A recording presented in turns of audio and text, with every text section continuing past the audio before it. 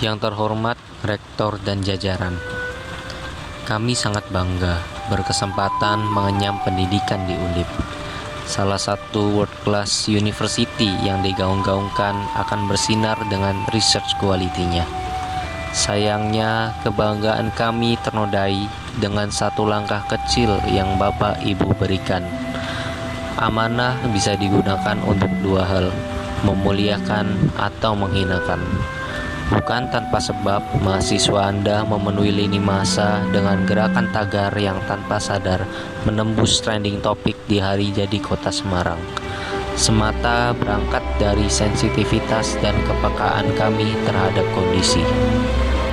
Pergerakan mahasiswa Bapak dan Ibu bukan lagi gerakan yang turun dan berkeluar di jalan saja. Alangkah sayang apabila gagap dan panikmu nyata diperlihatkan kami lewat klarifikasi media sosial yang sungguh tidak masuk di akal. Menjadi aneh, propaganda mahasiswa dibalas propaganda para guru besar. Respon yang arif bagi kami adalah dalam bentuk sebuah kebijakan yang memberikan secercah harapan anak Indonesia nan jauh menjangkau pelosok Indonesia untuk merasakan bangku perkuliahan. Itu pun untuk 51.000 mahasiswa yang sedang Bapak Ibu naungi.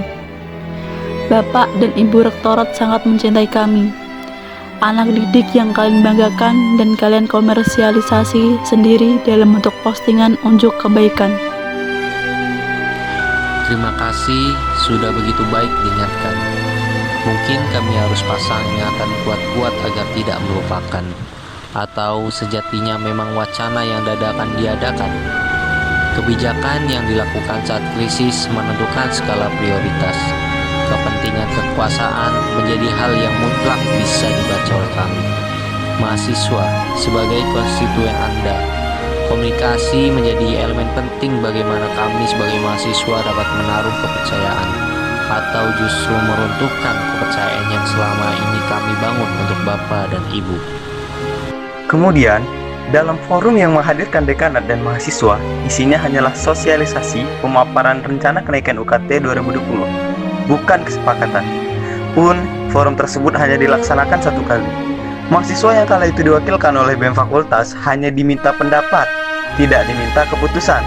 Bagaimana mungkin tidak ada bahasan lanjutan? Hanya sekali, hanya sosialisasi, hanya pemaparan.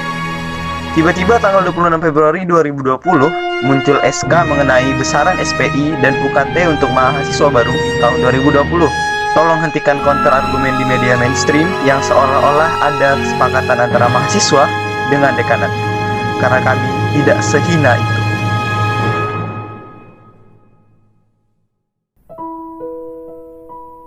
Komunikasi korporasi yang dibangun oleh jajaran birokrat kampus melalui akun Undip cukup membuat gelak tawa kami semalam tadi. Layaknya reputasi, public trust juga bukan suatu hal yang mudah dibangun begitu saja. Kepercayaan itu dibangun dengan dua arah. Sayangnya, Bapak serta Ibu luput menyertakan ini dengan perasaan tidak bersalah. Narasi yang sudah disampaikan seperti yang sudah-sudah. Janji menurunkan golongan UKT dan mempermudah banding dan penangguhan UKT. Bosan rasanya kami mendengar hal ini. Kami paham bahwa kita sama-sama sedang berjuang. Kami sebagai mahasiswa berjuang untuk tetap mengikuti perkuliahan dengan baik. Di tengah segala keterbatasan ekonomi yang bisa jadi tidak kami sanjung-sanjung habis-habisan ke publik. Bapak dan Ibu birokrat kampus berjuang untuk tetap mengadakan pelayanan terbaik untuk kami agar kami dapat mengikuti perkuliahan seperti biasa dengan suasana dan medium berbeda. Sayangnya, Bapak serta Ibu memilih jalan kedua, menghinakan amanah Bapak serta Ibu sendiri dengan meruntuhkan kepercayaan kami. Dari sikap dan respon yang Bapak serta Ibu Rektorat komunikasikan kepada kami, menjadikan kami semakin yakin bahwa kepentingan kami untuk kesejahteraan mahasiswa bukanlah kepentingan yang sama yang sedang diperjuangkan juga oleh Bapak dan Ibu. Kami paham, ketika dihadapkan dengan ancaman, otak manusia akan mengalami pola khusus untuk merespon informasi. Rasa cemas, takut, tidak berdaya, panik, adalah perasaan masuk akal yang wajar. Namun, kecemasan juga bisa menjadi hambatan psikologis manusia untuk berpikir jernih dan mengedepankan kerjasama ketika menghadapi krisis. Emosi cemas yang tidak bisa dikelola dengan baik ini menjadikan siapapun bisa gegabah dalam menanggapi, berargumentasi, dan merasa persepsinya benar sendiri. Semoga Bapak dan Ibu bukan termasuk golongan demikian. Bukan hanya tindakan instruktif dan langkah kuratif yang kami tuntut sekarang ini. Alih-alih memperbaiki nama, citra destruktif yang justru melekat dalam benak kami mahasiswa yang Anda sayangi. Mungkin pengajaran pendidikan empati kurang memadai di kurikulum saat ini, sehingga belum terkomunikasi terus saja terjadi. Di saat semua orang saling berlomba melakukan kebaikan, melalui memberikan bantuan, insentif, maupun relaksasi kredit, lalu, mengapa Undip mengambil kebijakan yang berbeda? Adakah sedikit kekhawatiran Bapak serta Ibu atas maraknya pandemi yang juga berimbas pada pendidikan kami? Jika memang khawatir, apa salahnya untuk peduli?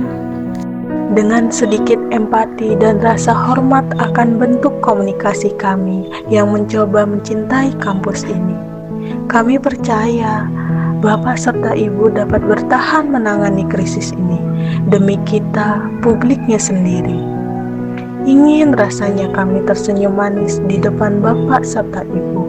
Ingin rasanya kami mendengar keluh Bapak serta Ibu sekali saja tentang apa yang Bapak dan Ibu rasakan sekarang ini. Bisa saja kami tidak tahu. Ada banyak titik air mata yang Bapak Ibu keluarkan untuk kami dalam ibadah dini hari. Saat kebanyakan dari kami terlelap dan tak sadarkan diri.